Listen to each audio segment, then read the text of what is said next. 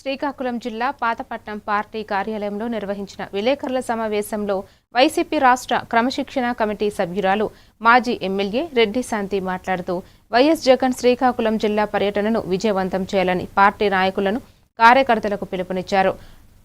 అంపూలు జైలులో ఉన్న మాజీ మంత్రి సిదిరి అప్పలరాజును జగన్ పరామర్శించనున్నారని తెలిపారు. అప్పలరాజుపై అక్రమ కేసులు పెట్టారని ఆరోపించారు. ప్రభుత్వానికి మనం భయపెట్టాలి, వాళ్ళు మనకు భయపెట్టడం కాదు, వాళ్ళకి వాళ్ళ తాలూకు స్థానాన్ని చూపించాలి.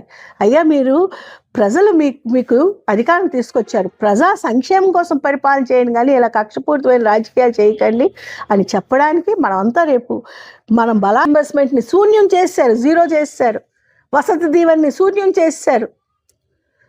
మరి అలానే డిఎస్సి మొన్న జరిగినటువంటి ఎంత అవకతవకలు జరిగాయి. ప్రతి కామన్ పర్సన్ అడుగుతున్నారు, అయ్యా సిబిఐ ఎంక్వైరీ చేయండి.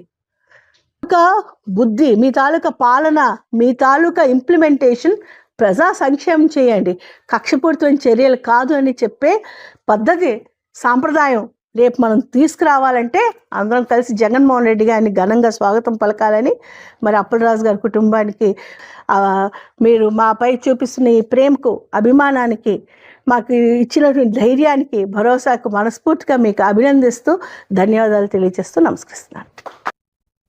ప్రకాశం జిల్లా